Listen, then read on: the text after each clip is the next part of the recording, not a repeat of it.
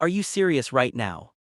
My wife Dana did not even look up at first. She was standing at the kitchen island with her phone in one hand and a glass of sparkling water in the other, scrolling like I had not just spoken.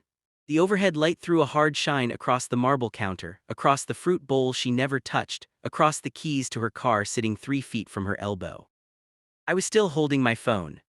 My mother had just called me, her voice had been weak, too weak. Dana, I said again, louder this time, my mother needs to get to the hospital. That made her look up. Not with concern, not with shock, not even with irritation at first. With that cold, tired look people get when they have already decided your problem is not worth their energy. And she asked. I stared at her. For a second, I honestly thought maybe she had not heard me right. My car is still in the shop, I said. You know that, I need your car just for tonight. I'll take her in, make sure she's okay, and bring it right back. Dana set her glass down slowly. No. The word was so flat, so easy, it almost did not register. No, I repeated. No, she said again, this time with more force. I have an early meeting tomorrow. I'm not waking up and finding out you still have my car or that something happened to it while you were running around the city all night. Running around the city. That was how she said it. Like taking my 85-year-old mother to the hospital was the same as making some reckless midnight errand. I took a step closer. She is not feeling well, she sounded bad, Dana. So call an ambulance. She told me not to do that. She hates ambulances, you know that. She gets scared, she just wants me there. Dana gave a small shrug, then figure it out. The room went quiet. Not normal quiet, not peaceful quiet. The kind of quiet that comes right before something breaks. I could hear the hum of the refrigerator, the ticking wall clock over the breakfast nook, the faint sound of traffic outside. All of it felt far away. I looked at her like I was seeing a stranger wearing my wife's face. What did you just say? She crossed her arms. You heard me. No, say it again. Her jaw tightened. Not my problem, figure it out. I wish I could say, I shouted. I wish I could say I slammed my fist on the counter and told her exactly what kind of person says something like that when an old woman is sick and scared and asking for her son. But I did not. That was the strange thing. The angrier I got, the calmer I sounded. I looked at her for a long second, then I nodded once. Okay, I said. Just that. Okay. Dana let out a breath through her nose like she had won something. Good, because I'm not doing this tonight, Marcus. I'm tired, I have enough on my plate. I picked up my jacket from the back of the chair. She must have heard something in the silence after that, because her voice changed a little. Not soft, never soft. Just defensive. Don't stand there acting like I'm some kind of monster, she said. Your mother never even liked me. I stopped at the doorway and turned back. This isn't about whether she liked you. Dana laughed, short and sharp. Everything with her is about that, everything. 20 years later and I'm still the outsider, still the woman who took her son away, still not good enough. My mother asked for a ride to the hospital. And I said I'm not giving up my car because your family has another crisis. They always have a crisis. That hit harder than I expected, probably because part of me knew she had been keeping that one ready for a long time. My family. My mother lived alone in the same little white house on Birch Street for 43 years. She paid her bills on time. She baked pound cakes for neighbors when they had funerals. She still mailed birthday cards with $5 bills tucked inside, even to grown people with mortgages and teenagers of their own. She apologized when she asked for help changing a light bulb. She never wanted to be a burden. But in Dana's mouth, my family sounded like some endless parade of inconvenience. I swallowed once. You know what, forget it. I already said no. I heard you. I walked out before I said something I could not take back. Outside, the night air felt colder than it should have. I stood on the porch for 1 second, then 2, trying to think. My hands were shaking and I did not know if it was anger or fear. Probably both. My phone was still in my hand. I called my mother back right away. She picked up on the second ring. Marcus. Yeah, Mama, I'm here. Her voice was thin, breathy. Baby, I'm sorry, I didn't mean to upset your evening. That was my mother, 85 years old, sick enough to need a hospital and still worried about upsetting my evening. You didn't upset anything, I said, heading for the sidewalk. I'm coming. You don't have your car. I closed my eyes for a second. I'll work it out. You don't have to rush, she said. I sat down in the chair by the window. I'm all right for now, just a little dizzy, maybe it's nothing. When a woman like my mother says maybe it's nothing, it usually means it is something. Unlock the front door, I said, and keep your phone close. All right. And Mama. Yes. I'm coming. I hung up and stood there in the dark with no car, no plan, and one ugly sentence still burning in my ears. Not my problem, figure it out. I called my younger sister Renee first. No answer. Then my cousin Leon. Straight to voicemail. Then my neighbor Pete, a retired electrician who sometimes drove me to the mechanic when I dropped my car off. No answer there either. It was almost 10 at night, too late for favors, too early for panic, and right in that terrible middle where every minute starts to feel expensive. Then I remembered Calvin. Calvin and I had been friends since middle school. We did not talk every day anymore, but when we did, it was like no time had passed. He lived 15 minutes away and drove an old pickup truck that sounded like it was held together by prayer and stubbornness. He answered on the first ring. Marcus. I need help. His tone changed instantly. What happened? My mother needs to get to the hospital, my car in the shop. That's it. That's it. I'm on my way. I stood there with the phone pressed to my ear for a second after the call ended. That's it. A friend I had not seen in 3 weeks said yes faster than my wife of 11 years. I do not know why that thought hurt more than anything else, but it did. By the time Calvin pulled up, I had already paced a groove into the front walk. His truck headlights washed over the house. He leaned across and pushed the passenger door open. You good? He asked. No. Get in. The drive to my mother's house felt both too long and too short. Calvin kept one hand loose on the wheel, the other resting on the window frame. He did not fill the truck with questions, and I was grateful for that. After a few minutes he said, She bad? I don't know yet. He nodded. You want me to stay? I looked out at the passing streetlights. Probably. Then I'm staying. That was Calvin too, no speech, no performance, just solid. We got to Birch Street in 12 minutes. My mother's front porch light was on, the same yellow glow I had seen all my life. Suddenly I was 8 years old again, coming home from baseball practice, smelling onions frying through the screen door, hearing her slippers scrape across the kitchen floor. But when I opened the door that night, what I saw was not my mother as she had always been. She was in the armchair by the window with a blanket over her knees. Her silver hair was loose around her face. One hand rested against her chest, and her skin looked pale in a way I did not like at all. She tried to smile when she saw me. There's my boy. My throat tightened. I crossed the room fast and dropped to one knee beside her. Mama, how long have you felt like this? Oh, a little while. A little while means nothing. She gave a weak shrug. Since after supper. I touched the back of her hand. Cold. Too cold. What are you feeling? Light-headed, tight here. She pressed lightly against the center of her chest. And my left arm has been acting funny. Calvin, who had just stepped inside behind me, said quietly, Marcus. He did not need to say the rest. I knew. This was not a maybe.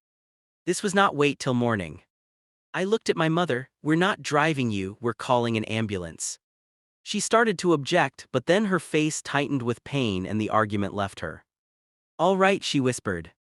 I called 911. The next 10 minutes stretched like wire.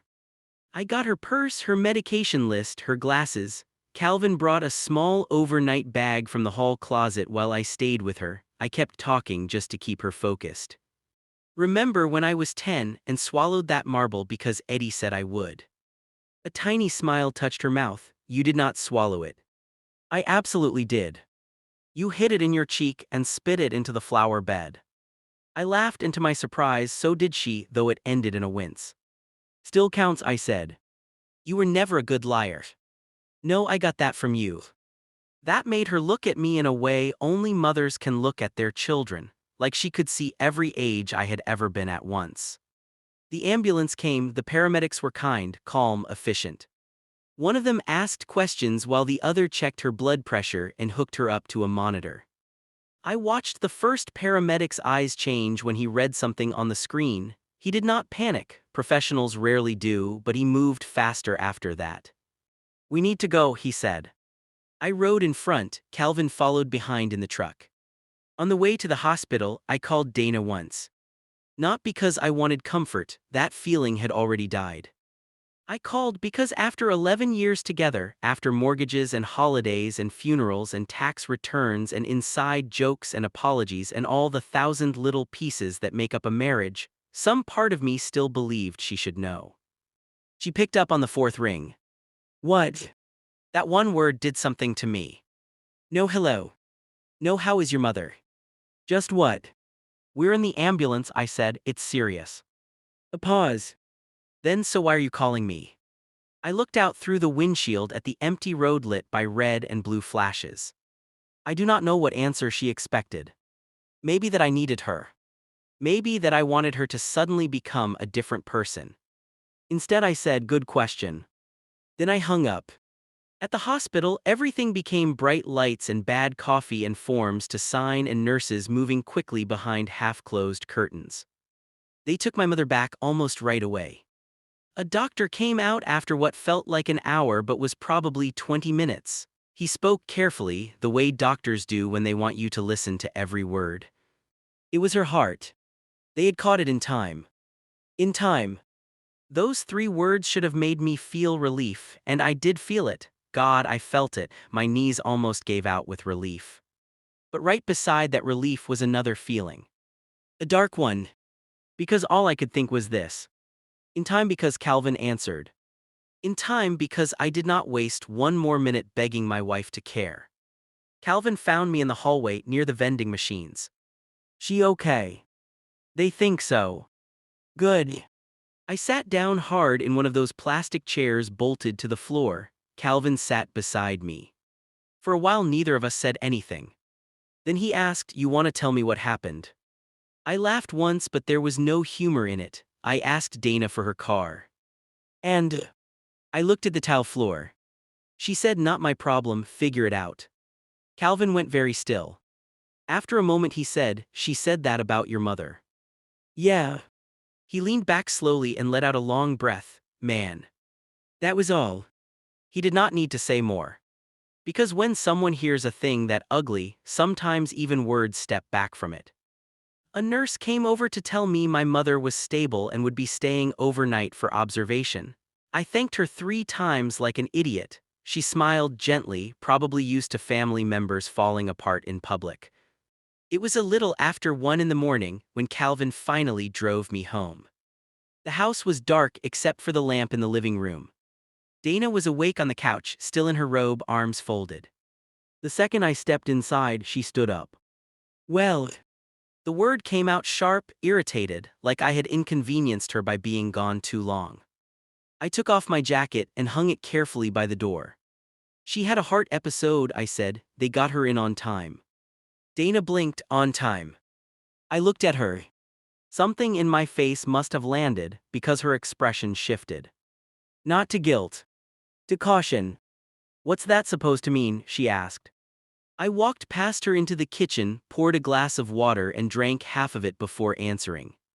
"It means if I had stood here arguing with you any longer, my mother might be dead."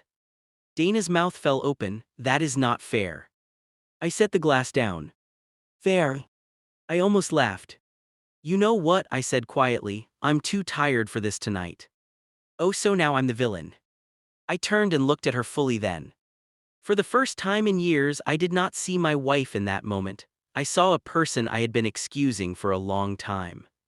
A person I had been translating, softening, defending. A person who had just shown me exactly where my mother ranked in her heart. Or maybe where I ranked. I said, "I'm too tired," I repeated. Then I walked upstairs, took a pillow and blanket from the hall closet, and went into the guest room.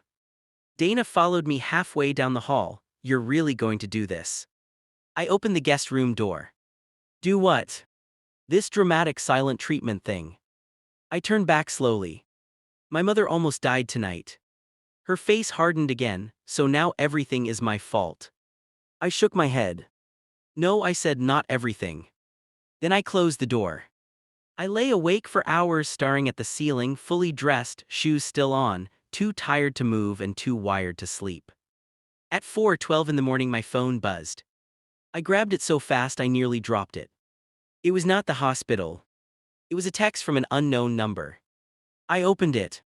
If you care about your mother as much as you pretend to, you should ask your wife what she was really doing tonight. Attached was a blurry photo. Dana's car.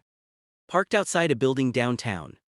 Time stamped just 37 minutes after she told me she needed it for an early meeting. I sat up in bed so fast the blanket fell to the floor. Then another message came in. You don't know the half of it. And that was when I realized my mother's hospital scare was only the beginning. I did not sleep after that. How could I? I sat on the edge of the guest bed in the dark with my phone in my hand, staring at the photo until my eyes started to hurt. Dana's car was easy to recognize. Black SUV, small dent near the back bumper from the time she clipped the mailbox and blamed the trash cans. Same license plate, same parking sticker on the windshield. Same car. Same night. Same woman who had looked me in the face and said she could not help my mother because she needed her car for an early meeting. At first I tried to be reasonable. Maybe it was an old photo. Maybe the timestamp was wrong. Maybe there was some explanation that would make everything feel less ugly. But then I looked closer at the building in the background. It was a downtown apartment building, brick front, brass number plate beside the entrance. I knew it because I had driven past it 100 times on my way to the courthouse for work. Not office space. Not a business center. Apartments. My stomach turned. Then I looked at the number that had sent the text. No name, no saved contact, just 10 digits and silence behind them. I typed back before I could stop myself. Who is this? Nothing. I waited 30 seconds and called the number. Straight to voicemail. No greeting, just a generic machine. I hung up and read the second message again.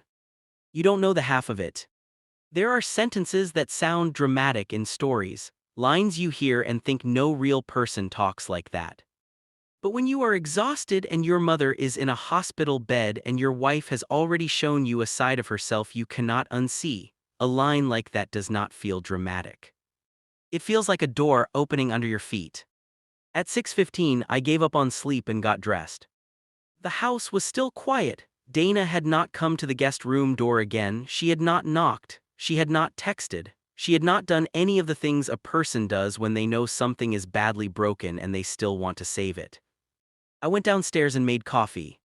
The kitchen looked too normal, clean counters, dishwasher humming, her laptop bag near the island, her car keys gone. Of course they were gone. I stood there holding the mug and thought about that for a second. If she needed her car so badly for an early meeting, why had she still been on the couch at 1 in the morning when I got home? Why had she not already been asleep? Why had she been dressed in that silk robe with her makeup still on? The questions kept stacking up. At 6:32 my phone rang. It was the hospital. Every part of me tightened until I heard the nurse say, she had a stable night. I leaned against the counter and closed my eyes. Can I see her? Yes, visiting starts at 7. I'm on my way. I poured the coffee down the sink, grabbed my jacket and headed out. This time I took a rideshare, I did not even look toward the garage. I was done asking. The hospital morning light was pale and unforgiving. It made everyone look tired, even people who were not. My mother looked smaller in that bed than I had ever seen her. Smaller and older, which somehow felt like two different things. But when she saw me, she smiled. There's my boy again. I went to her bedside and kissed her forehead. How are you feeling? Like I got run over by church ladies in orthopedic shoes. I laughed, I could not help it. That bad? Worse, and this oatmeal is an insult to every oat that ever lived. That was my mother too, a little weak, a little funny, trying to make me less afraid. I pulled the chair closer and sat down. Doctor says you scared us. She looked down at her blanket. I know. You should have called sooner. I didn't want to bother anybody. That cut deep. I reached for her hand. Mama, you are never a bother. She nodded, but her eyes got shiny. After a moment she said quietly, did I cause trouble at home? There it was. That old instinct she had, even now, even after a night like that, still trying to make herself smaller so nobody had to move around her. I chose my words carefully, you didn't cause anything. But she was upset. I should have lied. Maybe that would have been kinder. But I was too tired for performance, and my mother had always known me well enough to hear a lie before I finished saying it. She said some things she shouldn't have said, I told her. My mother studied my face, about me. About the situation. That was enough, she understood. A long silence settled between us, then she squeezed my fingers with what little strength she had. Marcus, she said, don't you start carrying shame that doesn't belong to you. I looked up. She had that look in her eyes, the one that meant she was not speaking as a sick old woman in a hospital bed. She was speaking as my mother, the woman who raised me, buried my father, stretched every paycheck, and somehow still taught us not to harden into bitter people. I'm not carrying shame, I said. She gave me a tired little smile, then anger. I almost smiled back. Maybe some anger. Some. We both laughed softly. Then she turned serious again. I never wanted to be something you and your wife fought over. You're not. Marcus. I looked down at our hands. I mean it, she said. If there is a crack in your marriage, don't place me inside it just because I happened to be standing there when it opened. I breathed in slowly. That was how she always was, clear-eyed, never dramatic, even when she was hurting. But what I could not tell her yet was this: she had not been standing there when it opened. The crack had already been there. Maybe for years. I had just spent too long pretending it was a shadow. At around 8 the doctor came in. Mild heart attack, he said. Stress and age had done what stress and age do. She would need monitoring, medication changes, and a better plan for emergencies. He talked about follow-up care, diet, warning signs. I nodded through all of it, storing every word. When he left, my mother fell asleep again, and I stepped out into the hallway to call Calvin and thank him for the night before. He answered with, how is she? Stable, doctor says it was mild. Mild still counts. I know. You need anything? I hesitated, then said, maybe later. He heard something in my voice. What happened? I glanced down the hall, then lowered my voice. I got a text last night. What kind of text? The kind that blows up a marriage. There was a pause. From who? Don't know, unknown number. Sent me a photo of Dana's car outside an apartment building downtown, timestamped from last night. Calvin whistled once low. Yeah, I said. You think it's real? I know the building. And her. I don't know what to think. He was quiet for a second. You want me to come by later? Maybe. All right, keep me posted. I hung up and stood there staring at the vending machine like it might give me answers if I picked the right snack. Then my phone buzzed again. For 1 second my heart jumped, thinking it might be that number again. It was Dana. Where are you? I stared at the message. No good morning. No how's your mother? No I'm sorry. Just where are you, like I was the one who had disappeared in the middle of the night with lies in my pocket. I typed back. At the hospital. A full minute passed. How long are you staying? I laughed under my breath, not because anything was funny, because sometimes the nerve of another person is so large it almost becomes absurd. I did not answer. A second message came. We need to talk. That at least was finally true. But not the way she meant it. I put the phone in my pocket and went back into my mother's room. By noon she was more awake, more herself. My sister Renee arrived then, all apology and tears, hair half done, work clothes wrinkled. She had missed my calls because her phone had died overnight. She cried when she saw Mama and cried again when she saw me. You should have kept calling the hospital, she whispered when we stepped into the hall later. I hate that I wasn't there. You're here now. She nodded, then looked at me more closely. You look awful. Thank you. I mean worse than normal. Very kind. She did not smile. What happened? I considered telling her everything, the refusal, the text, the photo. But Renee had always been quick to go to war for people she loved, and the last thing I needed was my sister storming into my house while my mother was still in cardiac care. So I gave her the simple version. Dana and I had a bad night. Renee folded her arms, because of Mama. I did not answer fast enough. Her eyes changed. What did she do? I rubbed a hand over my face. Can we not do this here? Renee leaned in closer. Marcus. She refused to let me use her car. Renee stared at me. Then she actually looked around the hallway like she expected hidden cameras and a prank reveal. You're joking. I wish I was. She knew Mama needed the hospital. Yes. And she said no. Yes. Renee's mouth opened then shut again. When she spoke, her voice was low and shaking. I have tried, for years I have tried with that woman. I know. No, you do know, because every time I said something, you told me I was reading her wrong. That one landed because it was true. My sister had seen things before I did, or maybe she had seen the same things and just refused to rename them into something easier to live with. Renee looked toward my mother's room and then back at me. You need to ask yourself a question. I know what question. Do you? Yes. She searched my face for a second then nodded. Good. She went inside to sit with Mama so I could get air.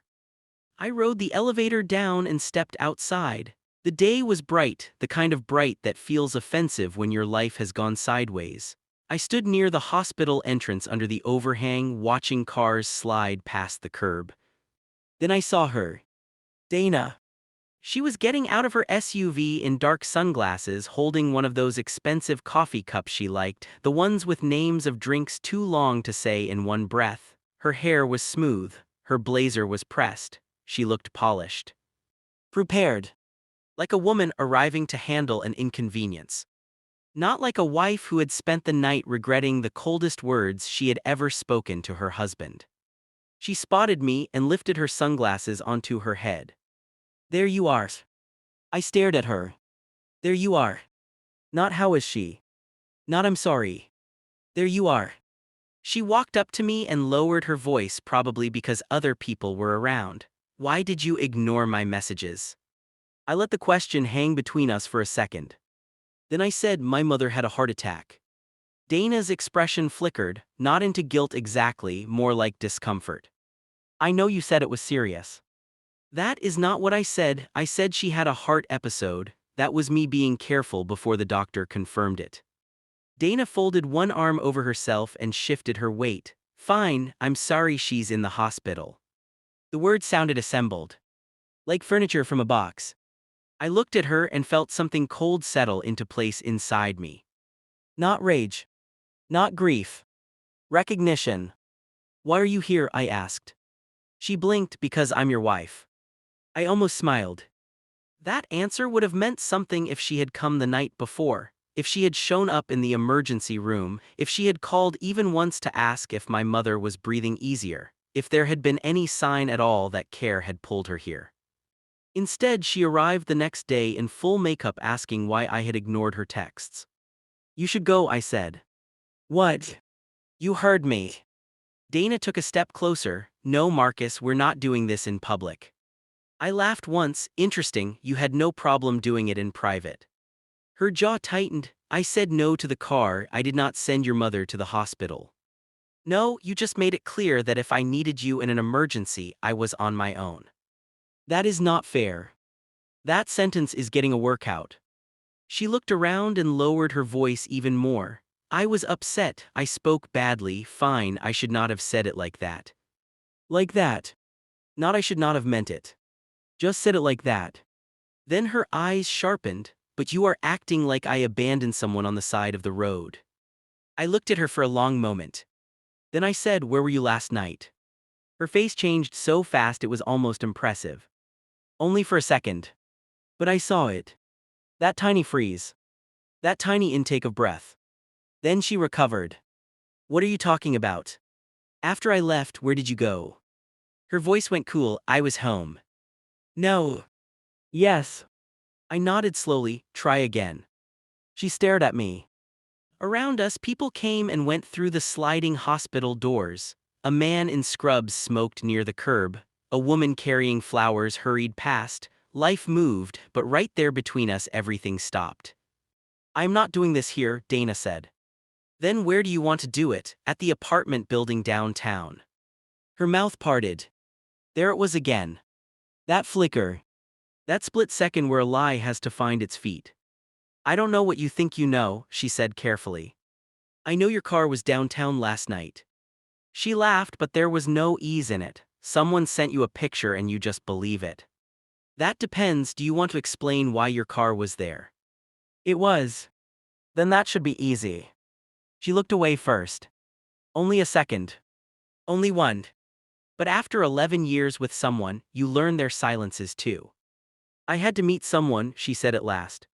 The answer came out too fast, like she had picked the safest lie available. "Who?" "A friend." "Name?" She folded her arms. "You do not get to interrogate me like I'm a criminal." "No," I said quietly. "I get to ask why my wife lied about needing her car for a meeting and ended up downtown at an apartment building while my mother was going into cardiac distress." Dana's cheeks flushed. "You are twisting this." "Then untwist it." Her eyes flashed. "I met my sister." I held her gaze. "You don't have a sister in this city." For the first time, she had no immediate answer. Just a blank second, then another. And in that second, everything in me went still. Because I finally understood that this was bigger than one cruel sentence. Bigger than one bad night. This had history. This had practice.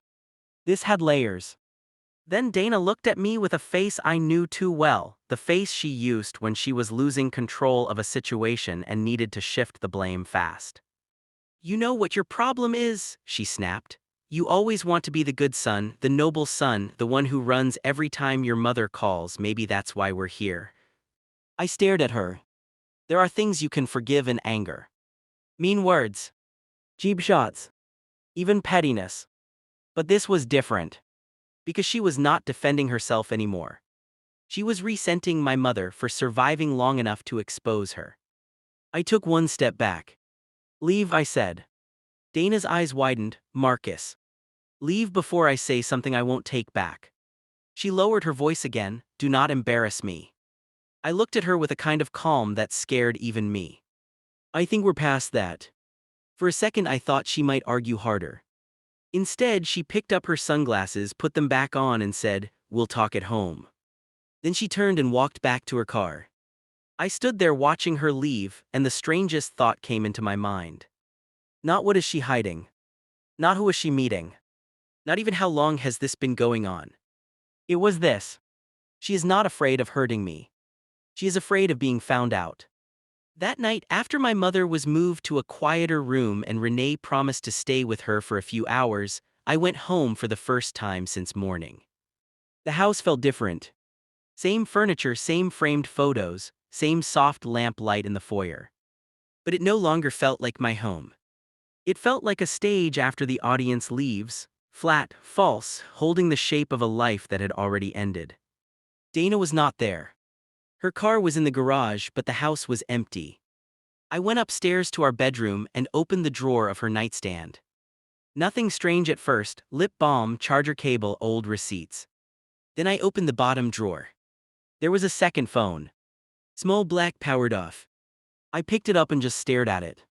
And right then, from downstairs, I heard the front door open. Dana was home. And I was standing in our bedroom holding the first hard proof that my marriage was built on something rotten. I heard the front door shut downstairs, followed by the soft click of Dana's heels on the hardwood. For 1 second I just stood there in our bedroom, frozen, that small black phone in my hand suddenly feeling heavier than it should have. Then her voice floated up from below. "Marcus." My heart kicked once hard. There are moments when the mind does something strange. It slows down and races at the same time. In the space of 3 seconds, I thought about putting the phone back exactly where I found it. I thought about slipping it into my pocket. I thought about walking downstairs and pretending nothing had changed. But something in me was done pretending. So when Dana called my name again, sharper this time, I stayed where I was. A few seconds later, I heard her coming up the stairs. She stepped into the bedroom doorway, stopped, and looked at me. Then she looked at the phone in my hand. And all the color left her face. Not confusion. Not anger. Recognition. Pure and immediate. That told me more than any explanation she might have given. For a full second, neither of us spoke. Then Dana's voice came out thin and tight. "What are you doing?" I held the phone up slightly. "I think the better question is, what is this?" She recovered fast, I will give her that. She always recovered fast. Her expression hardened. "You went through my things." I almost laughed. "That is where you want to start. You had no right." "No right?" I took a step toward her. "My mother almost died. I get anonymous texts with pictures of your car parked outside an apartment building downtown. You lie to my face at the hospital. I come home and find a second phone hidden in your nightstand, and your first concern is privacy." Dana folded her arms, but I noticed the way her fingers dug into her sleeves. "It's a work phone." I looked down at it, then back at her. "No, it is." "How would you know?" "Because you don't work for the CIA, Dana. If your job gave you a second phone, I'd know about it." "It's for a project." "What project?" She hesitated. That tiny pause again. That same little delay where truth had to get dressed as a lie. I nodded slowly. "Exactly." Dana's eyes flashed. "You always do this." "Do what?" "You decide you know everything before I even speak." I stared at her. "Then speak." She shifted her weight and looked past me toward the bed, like she wished the room itself would rescue her. "It's for client calls," she said finally. "After hours, I didn't want work spilling into our personal life." I kept looking at her. Years ago, that answer might have worked on me. Years ago, I would have wanted peace badly enough to help her build the lie. I would have nodded, accepted the insult to my intelligence, and told myself not every weird thing means something bad. But that version of me had spent the night in a hospital corridor thinking his mother might die because his wife could not be bothered. That version of me was gone. "Turn it on," I said. Dana blinked. "What?" "The phone, turn it on." "No." There it was. Clear, immediate, no room left around it. I gave one short nod. "Then we both know what this is." She took one step into the room. "Give it to me." I moved my hand back. "Not happening." "Marcus." "Who is he?" That hit her harder than I expected. She actually flinched. "Not much, just enough." Then her chin lifted. "Wow," she said quietly, "you really want to go there." I felt something turn to iron inside me. "You were downtown last night while my mother was being loaded into an ambulance." Dana's voice rose. "I said I had to meet someone. And I'm asking who. That doesn't mean I'm sleeping with anyone." "Then answer the question." She looked at me for a long second. And then, instead of denying it clearly, instead of saying there is no one, she said the one thing guilty people say when they want to defend the act without nomming it. "It's not what you think." I laughed once, low and tired. "That old line. That weak little bridge over a canyon. Then tell me what it is." She opened her mouth, closed it, looked away. I could hear my own breathing, hear the ceiling fan, hear a car passing outside on the street. Finally Dana said, "I can explain." I nodded. "Good start." But instead of starting, she did something that made my stomach drop even more. She changed the subject. "You went into my drawers." I just stared at her. "You violated my privacy," she said again, louder now, as if volume could turn her into the victim. "You had no business touching anything in there." I set the phone carefully on the dresser beside me and looked at her with a kind of tired clarity I had never felt before. "You are not going to drag this somewhere else," I said. "Not tonight, not anymore." Dana's jaw tightened. "I am telling you it's not what you think." "Then why are you panicking?" "I'm not panicking. You look like someone caught in a lie." Her eyes narrowed. "Maybe I'm just furious that my husband went digging through my private things because he got one mystery text from God knows who." "Wrong," I said. "I went looking because my wife told me my sick mother was not her problem, lied about where she was, showed up at the hospital without an ounce of real concern, and then came home to a house she thought was still built on trust." Dana looked at me like she wanted to slap the words back into my mouth. Instead, she said, "You always choose her." That landed with such force and such absurdity that for a moment I could not even answer. My 85-year-old mother had a heart attack. And somehow this is still about me losing. I stared at her. There it was, finally. Not guilt. Not sorrow. Competition. Resentment. A scoreboard in her mind I had never fully seen before. I stepped back from the dresser. How long? Her face went blank. What? How long has this been going on? Nothing is going on. How long have you been lying to me? Dana threw up her hands. You know what? I am not doing this while you're like this. I almost smiled. While I'm like this. As if anger was the problem. As if betrayal was only offensive when witnessed in the wrong mood. I reached for the phone again. I'm keeping this. Dana moved fast, then faster than I expected. She lunged forward and grabbed for it, and for half a second we both had a hand on it. Let go, she snapped. No. Marcus, give it to me. I pulled it back and she stumbled a little, not enough to fall, just enough for us both to see how ugly this had become. She froze. I froze too. Then we both slowly let the moment settle. My voice came out low. You are fighting harder for this phone than you fought for my mother's life. The words hit like glass. Dana's face changed. Something cracked behind her eyes then, not remorse exactly, something closer to shame. Or maybe anger that had finally met a truth too sharp to step around. Her mouth trembled once, then flattened. That is cruel, she said. I looked at her and felt almost nothing. No, I said, cruel was last night. She turned away from me and walked to the window, folding her arms tight across her chest. For a while she said nothing. I stood behind her, the phone still in my hand, feeling like I was watching the end of something long before either of us admitted it. Then, without turning around, she said quietly, it started 6 months ago. The room seemed to lose sound. I did not move. I did not breathe right. I just stood there. Say that again. She still did not turn around. 6 months. I felt my knees almost give for a second, not from shock exactly, but from the sick confirmation of what my body had already started to know. Who?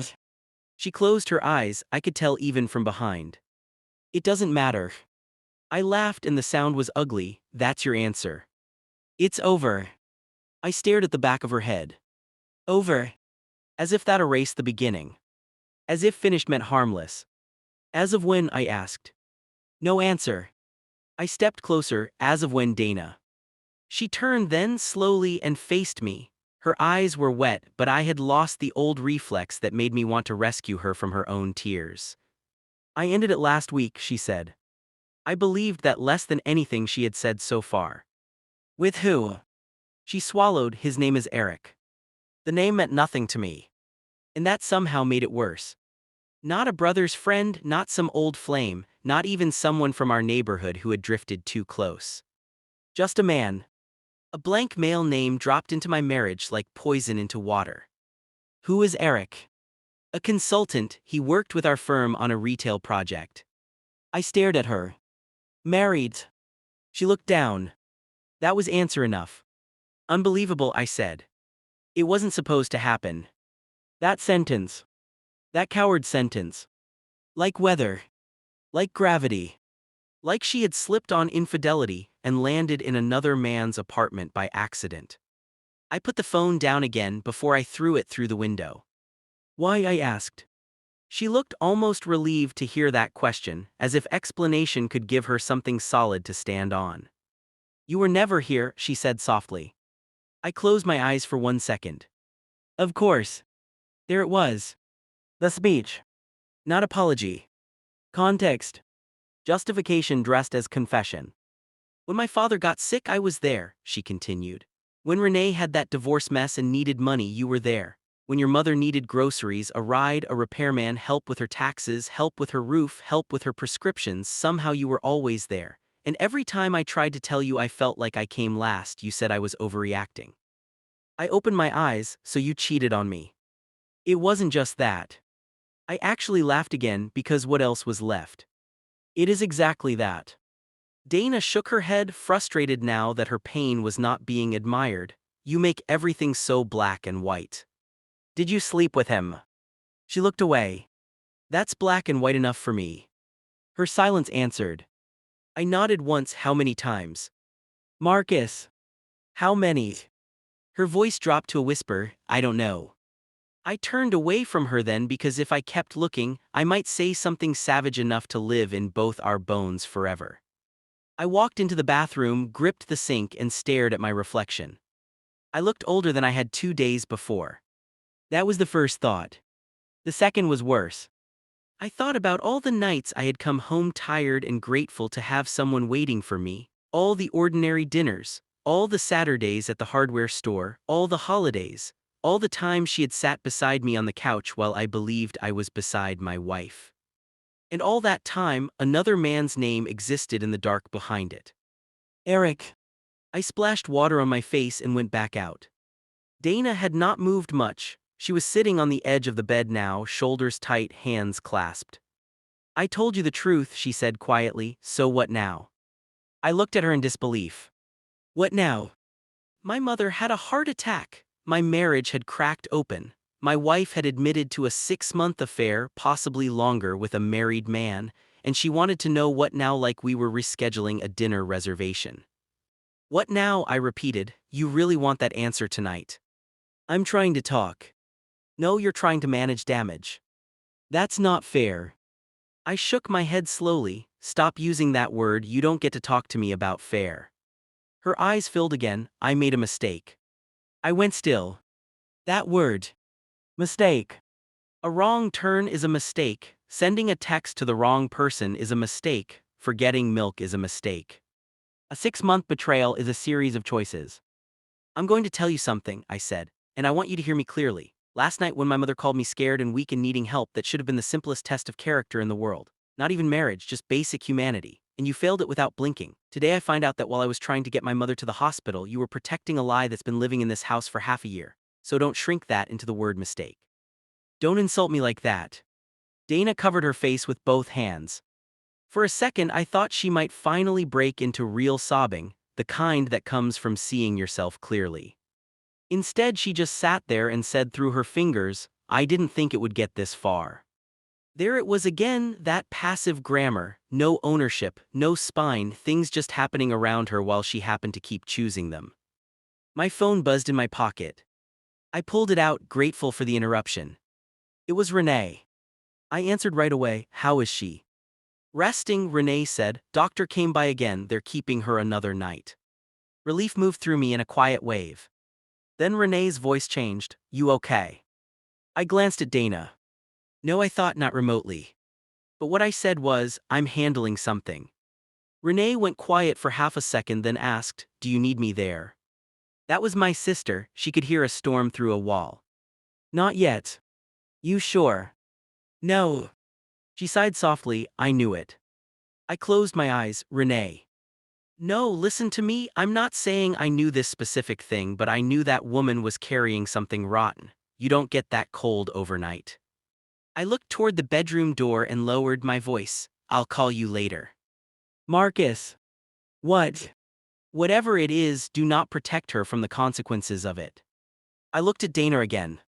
She was watching me now, face pale, trying to read the parts of the conversation she could not hear. I won't, I said. Then I hung up. Dana spoke before I could put the phone away. Did you tell Renee? No. Good. The speed of that answer made me stare at her. Good. Not because she wanted privacy. Because she wanted cover. I gave a short, humorless smile. That's what you're worried about. I don't need your family involved in this. You involved my family in this the second you made my mother's emergency an obstacle to your plans.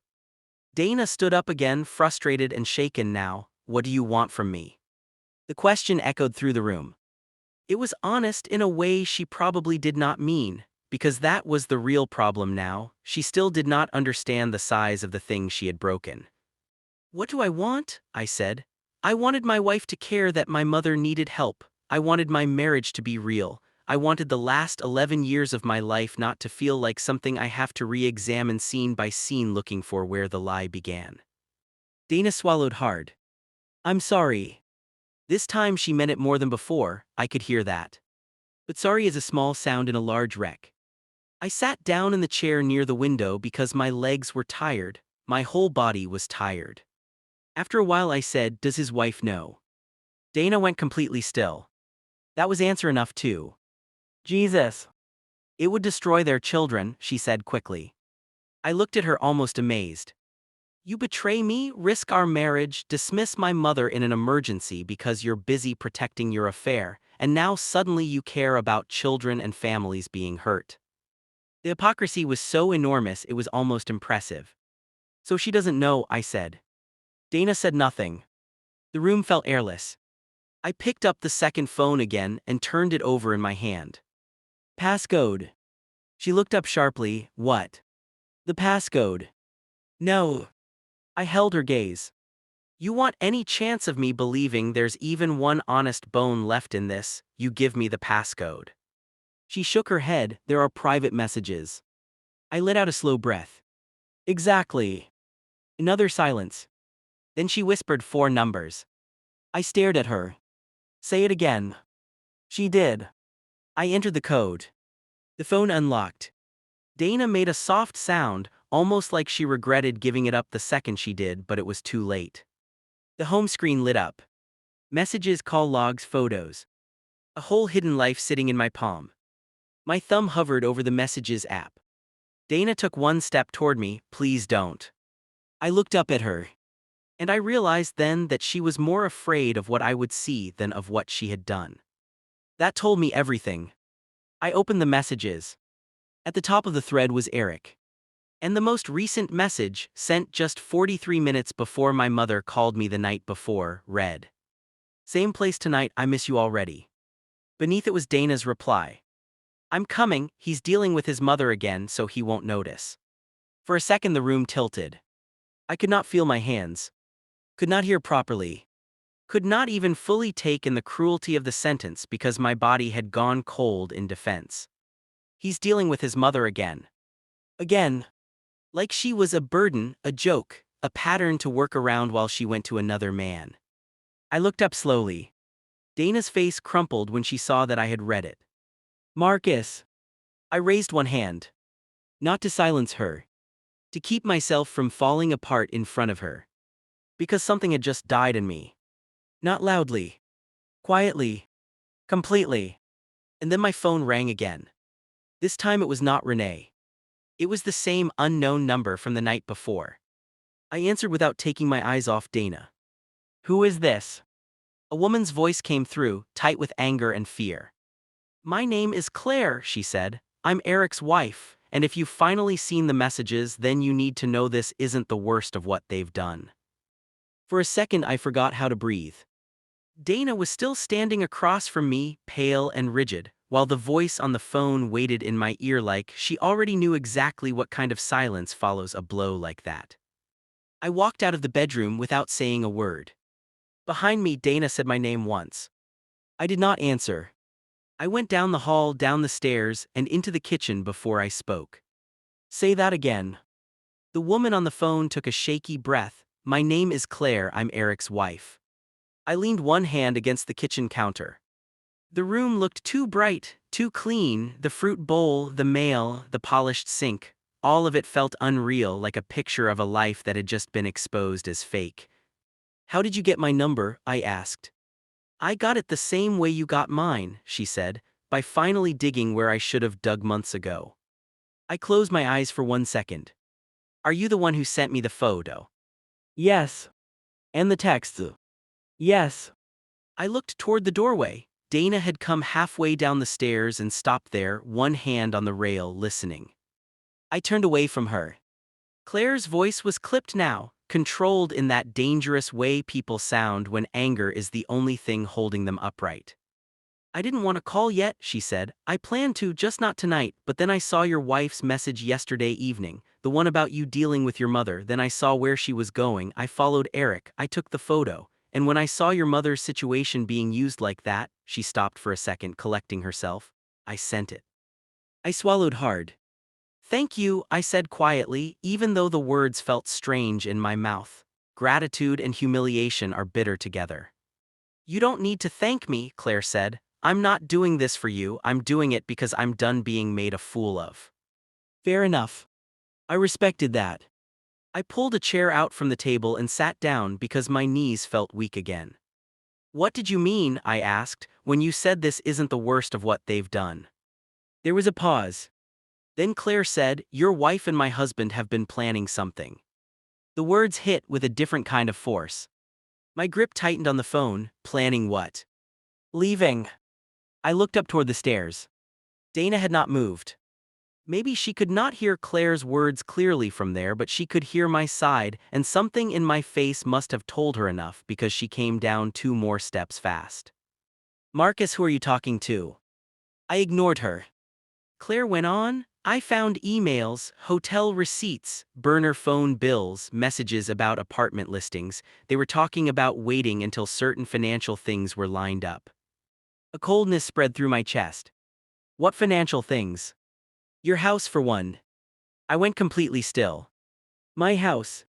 I don't know whose name is on what, Claire said, but in one of the messages your wife said she needed a few more months because if she moved too early she'd lose leverage. Those were her words, lose leverage.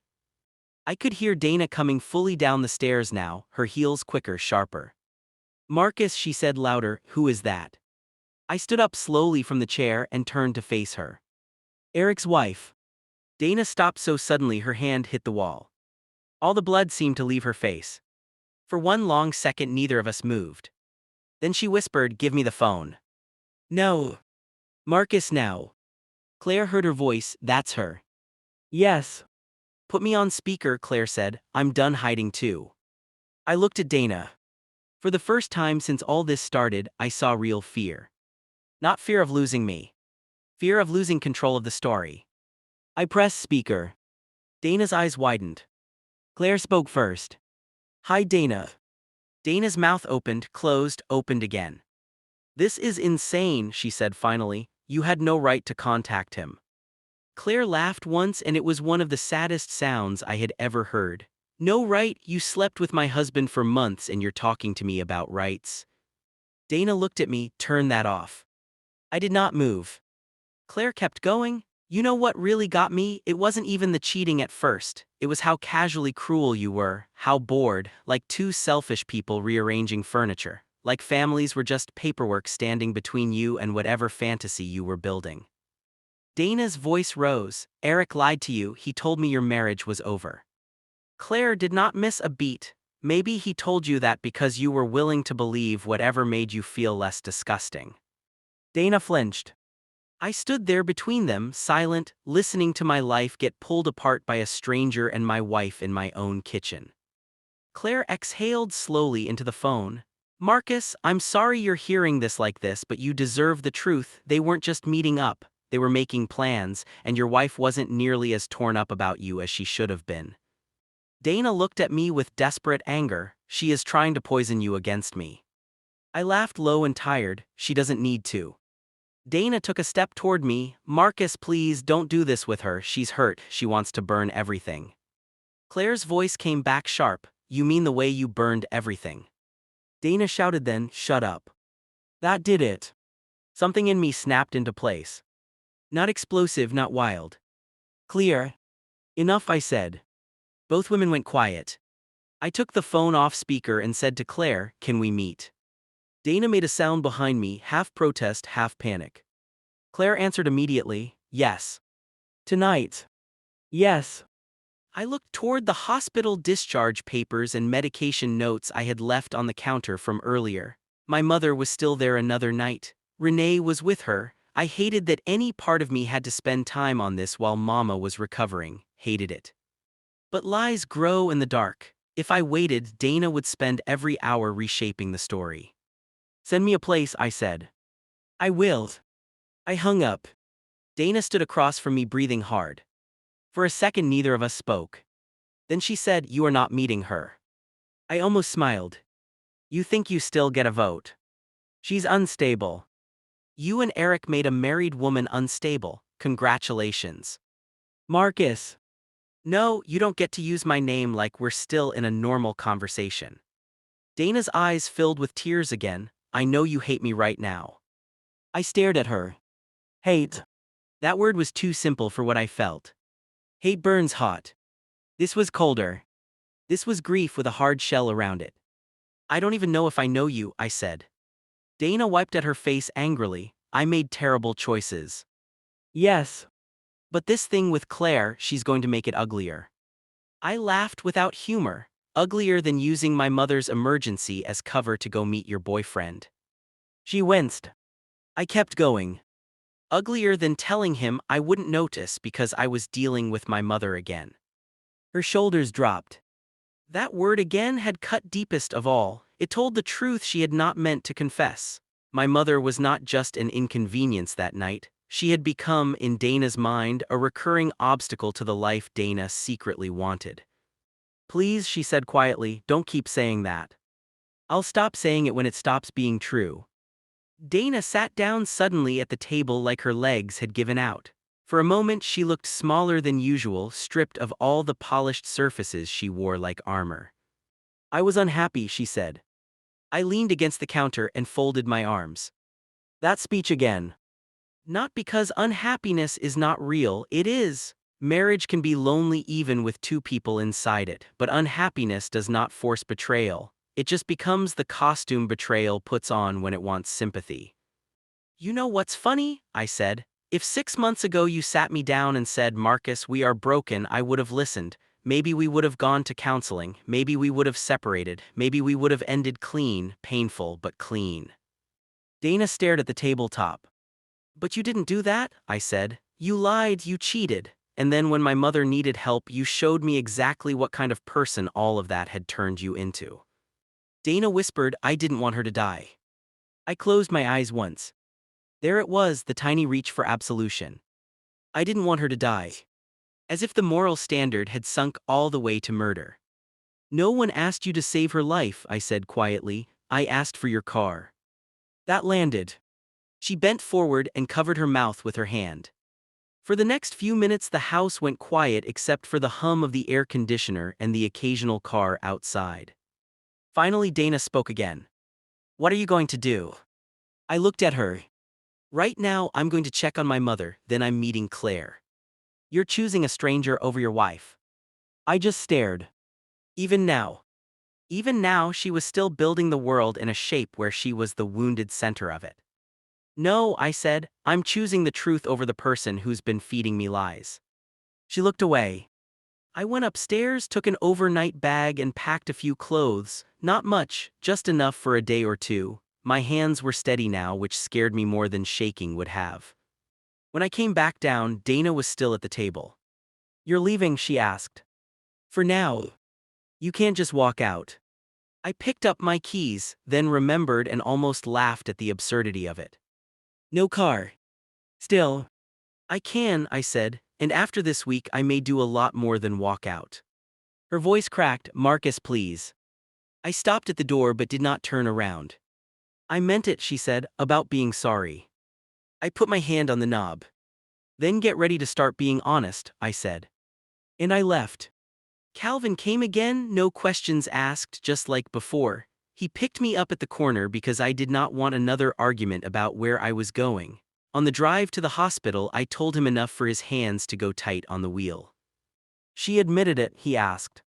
Yes. And there's another wife involved. Yes. He whistled low through his teeth. Man. Yeah. After a minute he said, I'm going to say something and you may not be ready to hear it. Go ahead. You've been trying to keep peace with that woman so long, you forgot peace and silence aren't the same thing. I looked out the window. He was right. The hospital smelled like bleach and coffee and tired people. My mother was awake when I got there. Renee had gone to get food from the cafeteria, so it was just the two of us for a little while. Mama looked at the overnight bag in my hand. You didn't go home much, did you? I smiled faintly, not much. She patted the side of the bed, come sit. I sat. For a while she just held my hand and looked at me. Then she said, it's bad. Not a question. My mother had always been able to read damage in silence. I looked down, yeah. She nodded once like she had already known. Marriage bad. Yes. She looked at the ceiling for a second, then back at me. Did she shame you? The question surprised me. Why would you ask that? Because there are women who hurt you loud and women who hurt you quiet. The quiet kind usually make you feel ashamed for needing what any decent person would have given. My throat tightened. I nodded. Mama sighed, then stopped swallowing her wrong and calling it patience. I stared at her. That was the kind of sentence you only get from somebody who has watched your life with love and distance both. I should have seen more, I admitted. Maybe, she said, but when you love people you look for reasons to stay. That doesn't make you foolish, it makes you human. I looked away because my eyes had started burning. Then Mama squeezed my hand. But once the truth stands up in front of you, son, don't sit back down just because it's painful. I laughed softly through my nose. You really almost die and still find energy to preach at me. She smiled. That's how you know I'm feeling better. Renee came back then with soup and crackers, and a look that immediately told me she could sense something had shifted again. Later, when Mama dozed off, I told Renee most of it in the hall. Not every message, not every ugly sentence, but enough. By the time I finished, my sister had both hands over her mouth. She was planning to leave, she whispered. With him, apparently. Renee looked down the empty hospital hallway, blinking hard. I am trying very hard not to go to jail today. That would be helpful. She shook her head. Marcus, I'm serious after everything, after all these years. And Mama almost, her voice broke off. I leaned back against the wall. I know. No, I don't think you do, because this is bigger than cheating. This is contempt. She has contempt for you, for Mama, for all of us. I said nothing. Because that was the word I had been circling without nomming. Contempt. Not irritation, not selfishness, not even just betrayal. Contempt. That cold belief that other people's needs, hearts, and dignity are beneath your convenience. Renee took a breath. What are you doing tonight? Meeting Claire. Alone. Probably. She shook her head. Text me the location. I almost smiled. Yes, ma'am. Claire chose a diner 20 minutes from the hospital, one of those old places with red booths and a pie display by the register. Safe, public, bright enough that nobody could hide much. When I walked in, she was already there in a corner booth. She stood when she saw me. She looked tired in the deep way people look when sleep has become useless. Early 40s maybe, brown hair twisted up carelessly, no makeup, wedding ring still on. That ring got me. Not because it was shiny. Because it was still there. We sat down. For a second we just looked at each other, two strangers connected by the same rotten center. I'm sorry, Claire said first. I nodded once, me too. A waitress came, took coffee orders, and left us in the kind of silence only betrayed people understand. Claire slid an envelope across the table. What's this? Printouts, screenshots, hotel receipts. Part of me wanted to burn all of it, the other part wanted proof I wasn't crazy. I did not touch the envelope yet. Claire looked at me carefully. Do you know how long?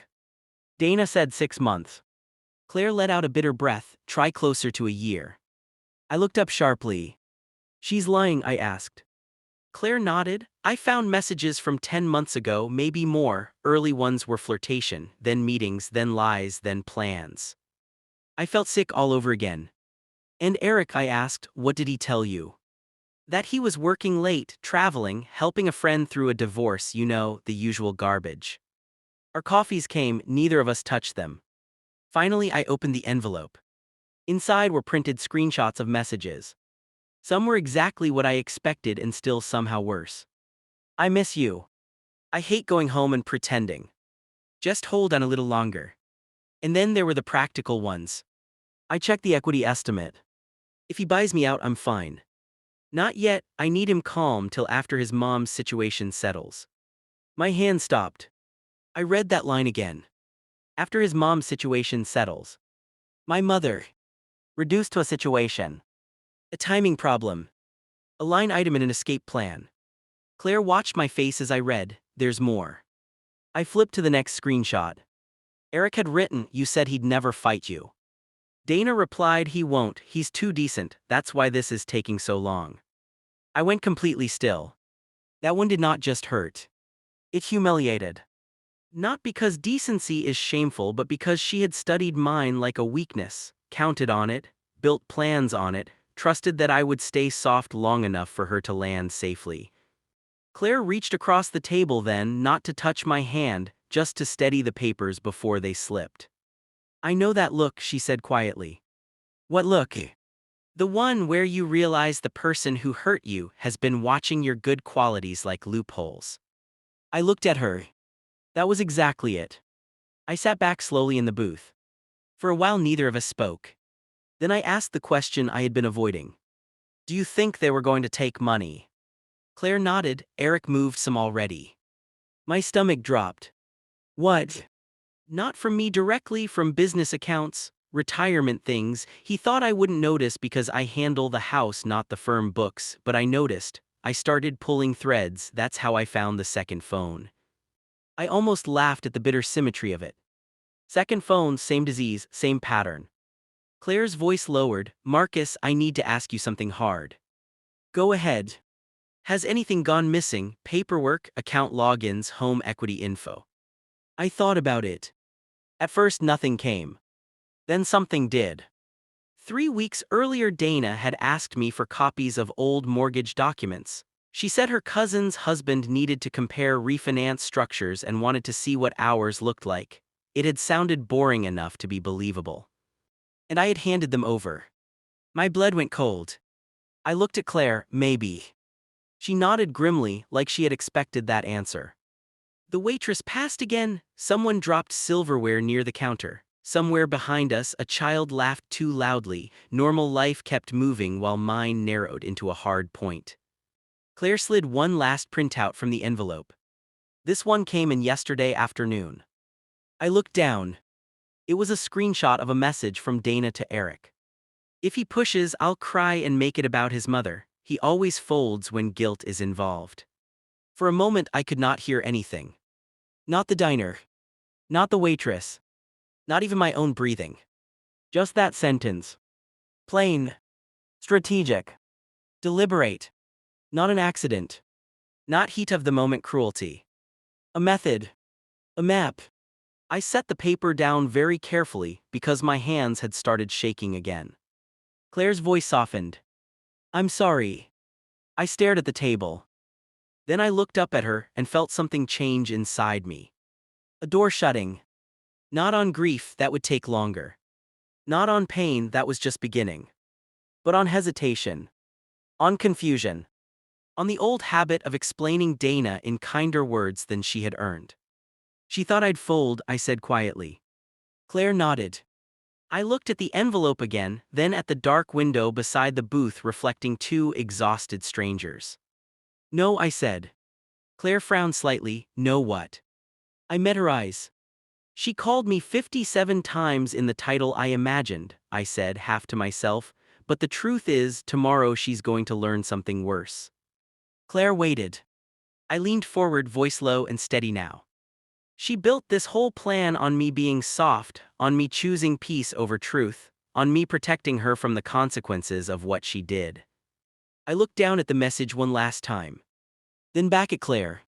"I'm done protecting her." Claire stared at me for a second, then nodded once. "Good," she said. I took out my phone. Not to call Dana. To call a lawyer I had not spoken to in 3 years. And just as the line started ringing, my phone lit up with a text from Dana. "Please come home, I need to tell you something before you hear it from someone else." I stared at Dana's text while the lawyer's phone rang in my ear. "Please come home, I need to tell you something before you hear it from someone else." Across from me, Claire watched my face and knew immediately it was from her. "What now?" she asked. I turned the screen toward her. Claire read it and let out one hollow laugh. Classic. The lawyer's voicemail picked up. I left my name, number, and one short message asking for an urgent call back first thing in the morning. Then I ended the call and looked down at Dana's text again. For a second I thought about ignoring it. Then I thought about the hidden phone, the apartment, the plans, the messages about leverage, the line about making me fold with guilt, and now this. Before you hear it from someone else.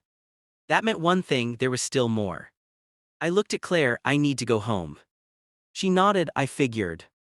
I slid the envelope back together and stood. Thank you. She stood too. Don't thank me yet. I gave a tired, crooked smile. Fair. Then she said something that stayed with me. When you walk in there, don't go in looking for the old version of her. That woman is who got you here. I nodded slowly. She was right. I drove back with Calvin this time because he had stayed nearby after I texted him the diner location. I did not give him every detail from the meeting, just enough. He gripped the wheel and shook his head. Man, I'm trying real hard not to hate somebody I barely know. I looked out the window at the streetlights passing in bands. I think I'm past hate. What are you at then? I thought about that. Done. Calvin nodded once. That's colder. It feels cleaner. When we pulled up to the house, every downstairs light was on. I thanked Calvin and told him I'd call later. You sure you want to go in alone? He asked. No. But I need to. He looked at me for a second. All right, call if it gets stupid. I got out and stood on the front walk for one quiet moment, looking at the house I had worked for, paid for, repaired, painted, decorated for holidays, filled with groceries, hosted family in and believed in. Then I went inside. Dana was standing in the living room. No blazer now, no polished face. She had changed into a sweater and jeans and pulled her hair back like she thought looking softer might change what she had done. On the coffee table sat 2 glasses of water and a stack of papers. That almost made me laugh. It looked like a meeting. Like she had scheduled betrayal for 8:30. She took one step toward me. Marcus. Say it. She blinked. What? You texted that you needed to tell me something before I heard it from someone else, so say it. Her hands twisted together. Can you sit down? No. Dana swallowed. I'm pregnant. The room went still. Completely still. I heard the word, understood the word, but it did not land right away. It hovered there between us like something unreal. Then it landed all at once. I looked at her. She looked back at me with frightened eyes, waiting for me to react in some human way. Shock, hope, anger, confusion. What she got instead was silence. Because there are moments so devastating that even pain has to pause to take shape. How long do you know? I asked. A few days. I nodded slowly. Is it mine? Her face changed. There was my answer. I looked away from her and laughed once under my breath, but the sound broke in the middle. Wow. Marcus. No, don't come closer. She stopped. I pressed my fingers hard against my mouth for a second, then lowered my hand.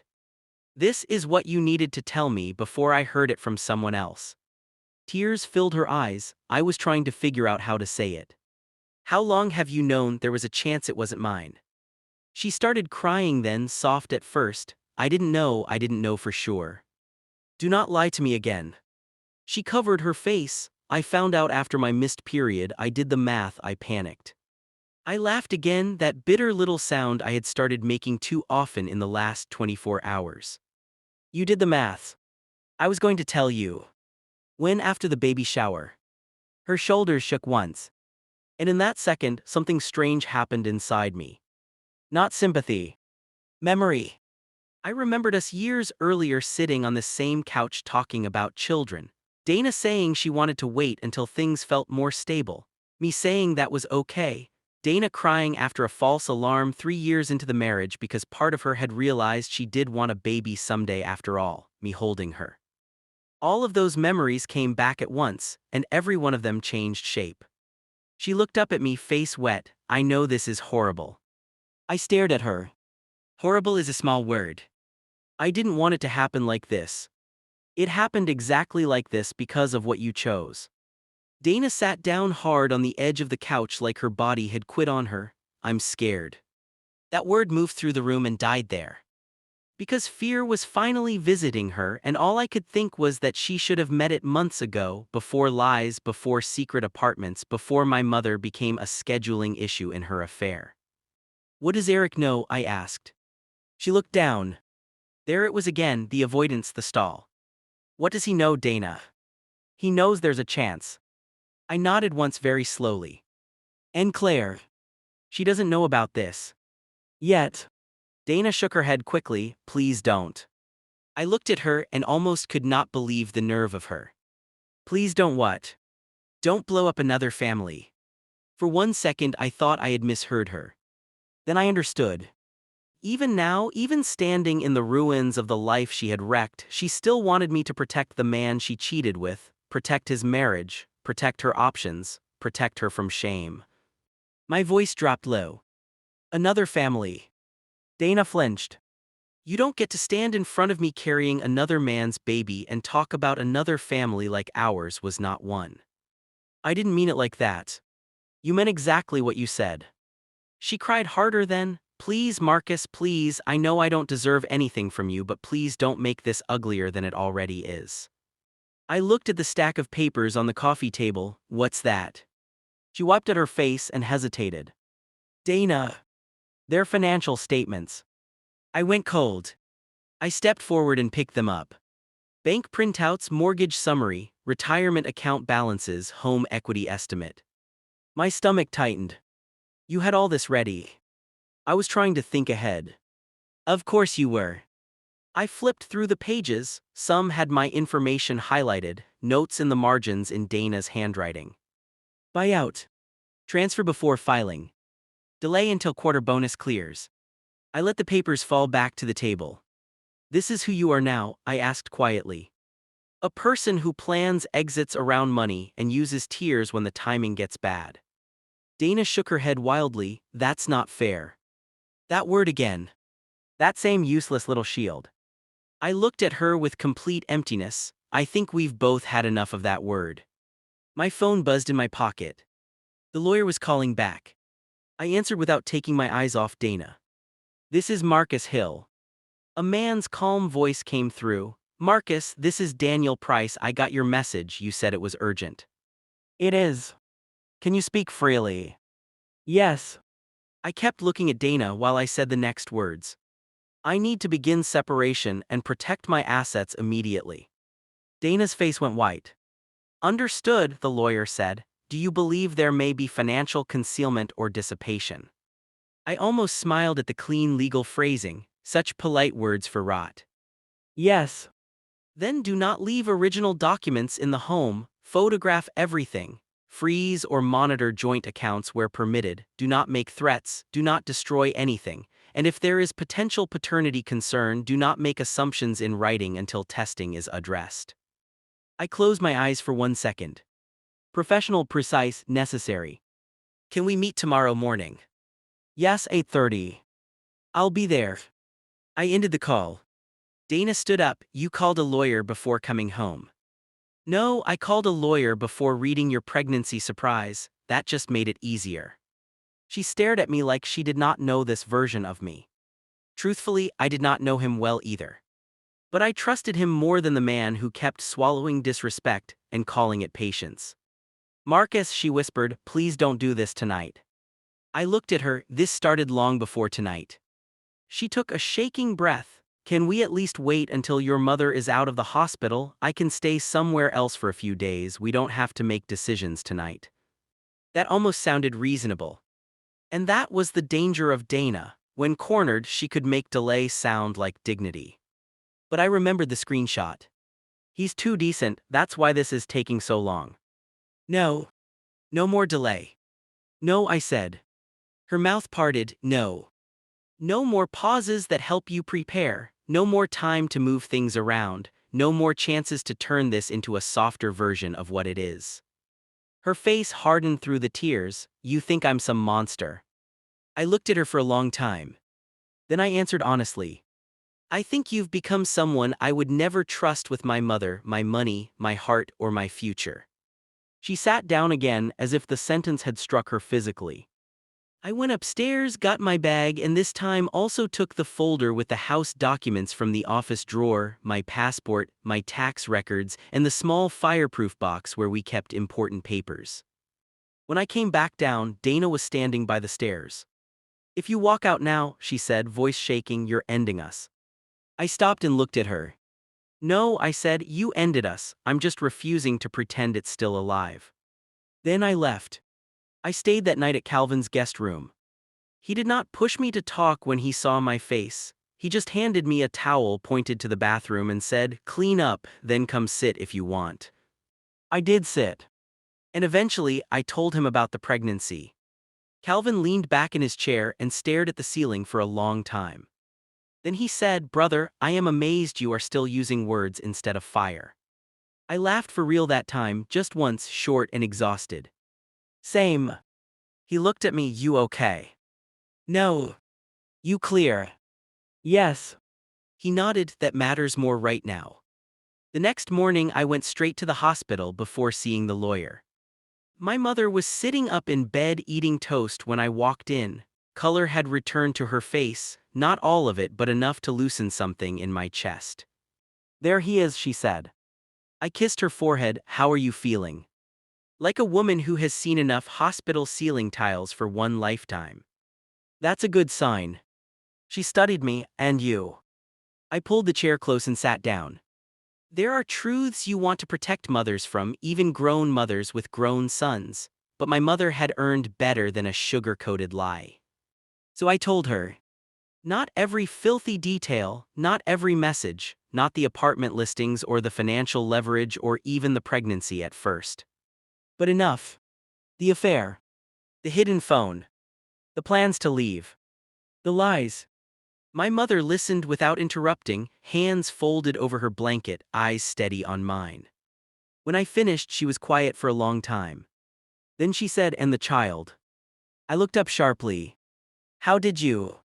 She gave the tiniest smile. Women know when men are leaving out the hardest part. I looked down. "There may be a child," I said. She closed her eyes for a second, not in judgment, just in sorrow. Then she opened them again and reached for my hand. "Listen to me carefully," she said. "Do not let another person's sin turn you into something you are not." I nodded, but she squeezed my hand harder. "I mean it. Be clear, be strong, be finished if you must be finished, but do not become cruel just because cruelty came for you." That did something to me. Because underneath everything that had been the temptation gathering in the dark. Not violence, not revenge in some movie way, something quieter, a wish to wound back, to make Dana feel as small as she had made my mother sound, to humiliate her the way I had been humiliated. My mother saw it before I named it. "I won't," I said. She studied my face and seemed satisfied. Then she asked, "Have you called a lawyer?" I stared at her. "Mama." "What, you think old women don't know anything? Call the lawyer before the crying starts changing shape." I laughed in spite of myself. "I already did. That's my boy." At the lawyer's office, I laid everything out. The affair, the second phone, the screenshots, the pregnancy possibility, the financial notes, the house documents, the unknown timeline of money movement. Daniel Price was a careful man with silver hair and kind, sharp eyes. He listened without drama and asked the kind of questions that slice straight to what matters. Whose name is on the deed? Joint. Retirement accounts. Mostly separate, one shared investment account. Children of the marriage? No. Known transfers? Not yet. Potential paternity issue? Yes. He made notes, asked for copies, and then leaned back. "You have two priorities," he said. "Protect yourself legally and financially and keep your communication disciplined. No emotional texts, no accusations you can't document, no verbal fights if possible. Let facts do the work." That sentence steadied me. Let facts do the work. Not fury. Not revenge. Facts. By noon, the papers were being prepared. Temporary financial protections, formal separation steps. Requests for preservation of records. The law moved slower than pain, but at least it moved clean. That afternoon, while I was back at the hospital helping my mother with discharge arrangements, Dana called 3 times. I let them all go to voicemail. Then she texted, "Please just talk to me without lawyers, please." A few minutes later, Eric's wife confronted him. "Everything is exploding." And then, "I never wanted to destroy you." I looked at the messages and felt nothing warm at all. Not because I was heartless. Because intent had stopped mattering. Results were standing everywhere. By evening, Claire texted me too. I told him I know about the baby. He admitted it's probably his. He moved out. I've called my attorney. I read that twice. So that was that. The last little fog of uncertainty was gone. Probably his. I sat in the hospital room while my mother dozed in the chair waiting for discharge and looked out at the parking lot glowing under the late sun. I thought I would feel dramatic at a moment like that, devastated in some loud way, furious, collapsed. Instead, I felt tired. Deeply bone-deep tired. And beneath that tiredness, something else. Peace. Not happy peace. Not healed peace. Just the quiet that comes when confusion dies. The next 2 weeks were hard in practical ways and strangely simple in emotional ones. Dana moved out to a short-term rental before formal service even landed, which told me the lawyer had been right not to wait. She sent long texts at first, then emails, then shorter messages when she realized I was only replying through counsel unless it concerned necessary logistics. Some of those messages were apologies. Some were explanations. Some were attempts to remind me of the good years, as if memory could be used like rope to pull me back into uncertainty. I did not bite. The paternity test later confirmed what everybody already knew. The child was Eric. When my lawyer told me, I sat in my car for a full minute with my hands on the wheel and let out a breath that felt like it had been trapped in my body for days. Not relief exactly. Release. Claire filed too. Eric, from what I heard, ended up in a furnished apartment near his office, trying to salvage a career and 2 broken households at the same time. Dana asked once through tears over the phone during a required property discussion, "Is there truly no way back from this?" I answered her calmly. "No." She cried. And for the first time in our entire marriage, I did not rush to make her feel better. Because comfort given to the wrong person at the wrong time is not kindness. Sometimes it is self-betrayal. My mother came home with a medication box, a stricter diet, and Renee rotating nights with me so she would never be alone if she felt weak again. One evening about a month later, I was at her kitchen table sorting her prescriptions when she looked up from her tea and said, "You seem lighter." I smiled a little. "I'm getting there." She nodded. "Pain will tell you it's the end of your life. Most times it's just the end of an illusion." I sat with that for a long moment. Then I laughed softly. "You save all your best lines for near-death experiences." "Of course," she said, "keeps people listening." That made me think of something, and I looked toward the window before saying it. If you're still with me this far, like this video, subscribe, and tell me in the comments what you would have done. My mother stared at me for 1 second. Then she burst out laughing. A real laugh. The kind that shakes old shoulders and wakes joy back up in a room. "Well," she said, wiping her eyes, "at least heartbreak didn't take your foolishness." That laugh stayed with me. So did the lesson. Not the easy lesson, not some neat little line about everything happening for a reason. I do not believe pain owes us meaning that quickly. But I did learn this. Love without respect will break you. Patience without boundaries will train the wrong people to use you. And when the truth finally stands up in front of you, you do not honor your history by protecting the lie. You honor yourself by facing it. The divorce was finalized months later. The house was sold, clean split just as the law required, no secret leverage, no tears changing the math, facts did the work. I moved into a smaller place 15 minutes from my mother and 10 from Renee. Calvin helped me carry boxes. Halfway through unloading the kitchen, he held up a coffee mug Dana had once bought me and said, "Keep or trash." I looked at it. Blue ceramic, tiny chip on the handle, ordinary. A piece of a life that had once seemed ordinary too. "Trash," I said. He grinned. "That's my boy." The last time Dana called me, months later, her voice was softer than I had ever heard it. Not seductive. Not defensive. Just worn out. "I was awful to your mother," she said. "I know that now in a way I didn't let myself know it then." I stood on my apartment balcony while she spoke. The evening air was cool. Somewhere below, a dog barked twice. "Yes," I said. "I'm sorry." I looked out at the lights in the distance. "I believe you mean that now." A pause. "But," she asked. But some apologies arrive after the damage has already chosen its shape. She cried quietly. I did not hang up, I did not comfort her either. After a while she whispered, "You really loved me." It was not a question. "Yes," I said. Another pause. "I know." Then I ended the call. A week later I took my mother to her follow-up appointment. I drove. She fussed about my speed like she always had, complained about the radio host, and insisted on buying us both lunch afterward even though I argued the whole way to the diner. At one point she looked at me over her menu and said, "You know what I'm happiest about." "What?" "That when I called you came." My throat tightened. "Mama." "No," she said gently, "I mean it. Cars break, marriages fail, people disappoint you, but when I needed my son he came." I looked down for a second because I suddenly could not trust my face. Then I smiled and said, "Always." And that was the truth at the center of all of it. Not Dana. Not Eric. Not even betrayal. The truth was simpler than that. My mother called. I came. And in the wreckage that followed, everybody finally showed me exactly who they were. So I believed them.